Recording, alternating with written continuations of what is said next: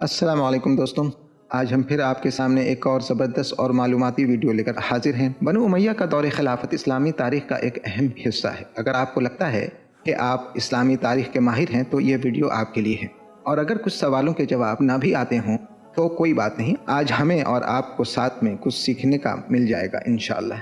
تو چلیں بنا تاخیر کیے آج کے اپنے پہلے سوال کا رخ کرتے ہیں۔ حضرت معاویہ رضی اللہ عنہ نے اپنی حکومت میں کون سا انقلابی نظام متعارف یعنی انٹروڈیوس کرایا؟ ان تصاویر کو دیکھیں اور بتائیں۔ صحیح جواب ہے سرکاری ڈاک کا نظام یعنی پوسٹل سسٹم۔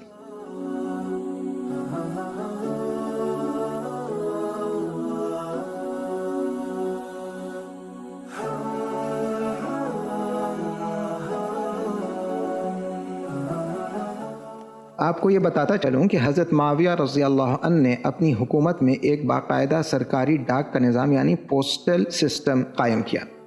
اس وقت کے دور میں اسے برید کہا جاتا تھا۔ اس کا مقصد حکومتی احکامات اور خبریں تیزی سے سلطنت کے مختلف علاقوں تک پہنچانا تھا۔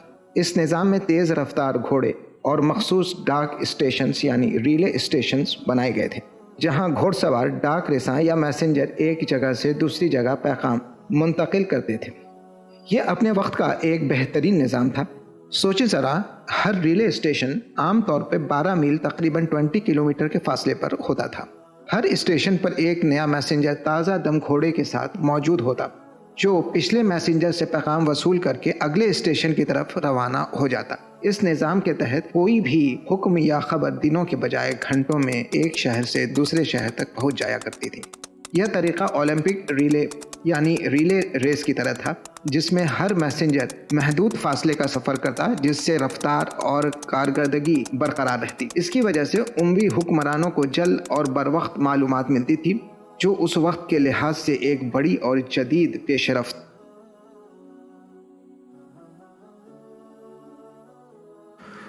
اموی خلافت میں معاویہ رضی اللہ تعالی عنہ کی لیڈرشپ میں اسلام کا پہلا بڑا بحری حملہ یعنی نیول اٹیک کیا تھا۔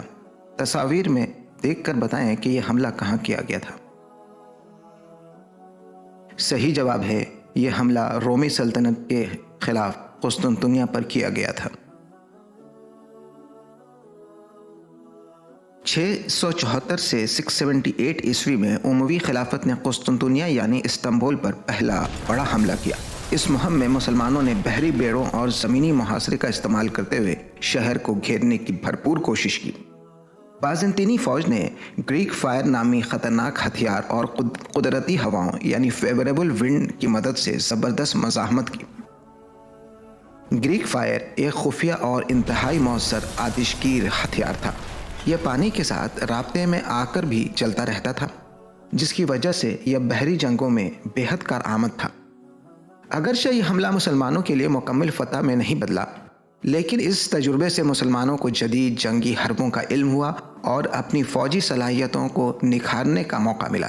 یہ مہم نہ صرف فتح کی جستجو بلکہ سیکھنے اور تجربہ حاصل کرنے کا بھی ایک اہم مرحلہ ثابت ہوئی۔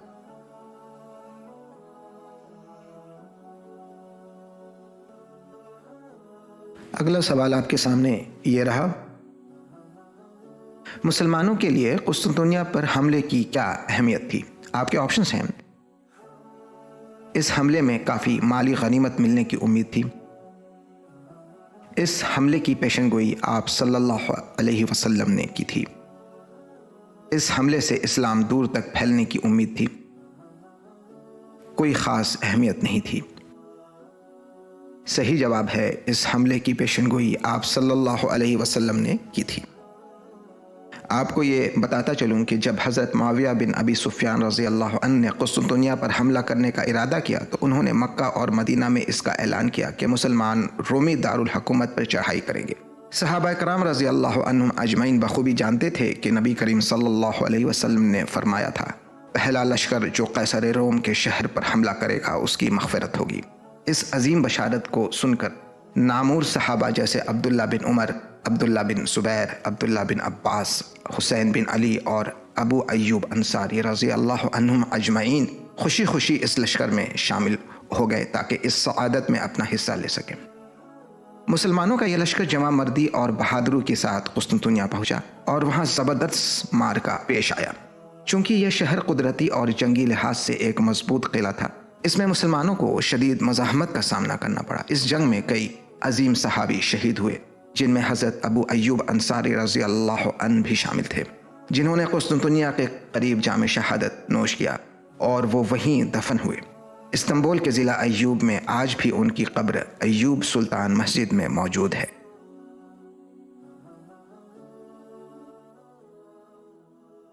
چلے بڑھتے ہیں اپنے اگلے سوال کی طرف۔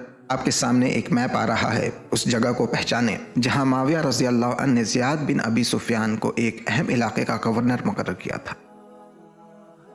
صحیح جواب ہے کوفہ۔ آپ کو بتاتا چلوں کہ زید بن ابی سفیان جو حضرت معاویہ رضی اللہ عنہ کے نسبی بھائی یعنی ہاف بردر تھے، یعنی زیاد بن ابی سفیان اور حضرت معاویہ رضی اللہ عنہ کے والد ایک ہی تھے، جن کا نام ابو سفیان بن حرب تھا، لیکن ان کی مائیں مختلف تھیں۔ زید بن ابو سفیان ایک نہایت ذہین اور مضبوط حکمراں سمجھے جاتے تھے۔ اس وقت کوفہ بغاوتوں اور سیاسی انتشار کا مرکز بن چکا تھا۔ حضرت معاویہ رضی اللہ عنہ نے زیاد بن ابی سفیان کی قیادت کو دیکھتے ہوئے انہیں کوفہ کا گورنر مقرر کیا، جہاں انہوں نے سخت لیکن منصفانہ حکمرانی کی بدولت امن و استحکام قائم کیا۔ ان کی غیر معمولی صلاحیتوں کے پیش نظر انہیں بعد میں بصرہ، فارس یعنی پرشیا اور خراسان جیسے اہم علاقوں کی گورنری بھی سونپی گئی۔ تاریخ گواہ ہے کہ ان کی حکمت عملی نے اموی خلافت کو مضبوط بنیادوں پر استوار کرنے میں اہم کردار ادا کیا۔ آئیے آج کے اپنے آخری سوال کا رخ کرتے ہیں۔ سوال نمبر 5 آپ کے اسکرین کے سامنے یہ رہا۔ حضرت معاویہ رضی اللہ عنہ کی وفات کے بعد اسلامی خلافت میں کئی بڑی تبدیلیاں آئیں۔ ان تصاویر کو دیکھیں اور بتائیں کہ وہ کیا تبدیلیاں تھیں۔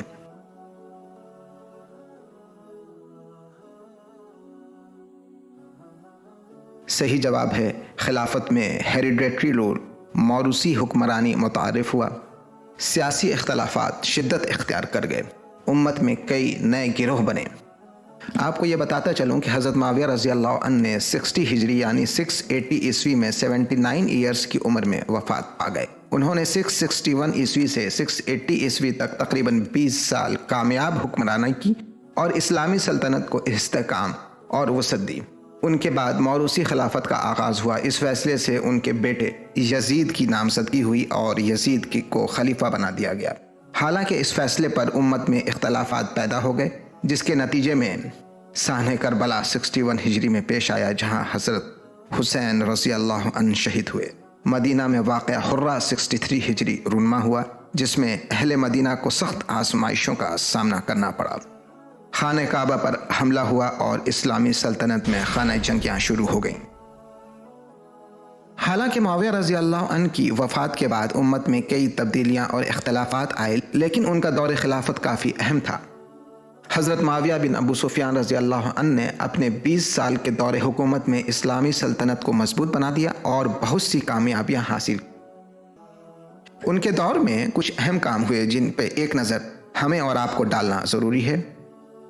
انہوں نے حکومت کو خاندان میں منتقل کرنے کا نظام بنا دیا۔ انہوں نے ایک سینٹرلائز سسٹم بنایا جس میں حکومت کا کنٹرول مرکز میں تھا اور صوبوں میں اپنے قابل اعتماد گورنر مقرر کیے۔ اس سے کرپشن کم ہوئی اور نظم و نسق بہتر ہوا۔ انہوں نے نیوی کی بنیاد ڈالی اور بازنطینی ایمپائر کو سمندر میں چیلنج کیا۔ انہوں نے دشمنوں خاص طور پر بازنطینیوں سے امن معاہدے کیے تاکہ جنگیں کم ہوں اور سلطنت میں ترقی ہو۔ ساتھ ہی مختلف قبائل کے ساتھ تعلقات بہتر بنائے تاکہ داخلی انتشار نہ ہو۔ انہوں نے پوسٹل سسٹم، سڑکیں اور پل بنوائے تاکہ سفر اور تجارت آسان ہو۔ ان کی وفات کے بعد خلافت شدید سیاسی اور عسکری بحرانوں کا شکار ہو گئی اور امت میں تقسیم کی بنیاد پڑ گئی۔ اس ویڈیو کے ذریعے ہم یہ امید کرتے ہیں کہ آپ حضرت معاویہ بن ابو سفیان رضی اللہ عنہ کے دور کو کچھ اور قریب سے جان سکے ہوں گے، اور اگر آپ نے تمام سوالوں کے صحیح جواب دیے تو واقعی آپ تاریخ کے ماہر ہیں۔ تاریخ کی یہ کہانی آنے والے ویڈیو میں جاری رہے گی انشاءاللہ۔ چلیں ویڈیو کے اختتام کا وقت ہوا جاتا ہے۔ سال کے 365 دنوں میں دن شمار ہیں 52۔ آواز سن رہے تھے آپ فیصل کی۔ بشر بدر کے اس شعر پہ الوداع کرتے ہیں: اگر فرصت ملے پانی کی تحریروں کو پڑھ لینا، اگر فرصت ملے پانی کی تحریروں کو پڑھ لینا، ہر ایک دریا ہزاروں سال کا افسانہ لکھتا ہے۔ کچھ وہ باتیں جو آپ کہنا چاہتے ہیں، کچھ وہ اظہار خیال جو میں سننا چاہتا ہوں، کمنٹ باکس پہ لکھتے چلیں۔ تھامے رہیں چینل کا ہاتھ اور بنے رہیں ہمارے ساتھ، اس چینل پہ جس کا نام ہے فضائے داستاں۔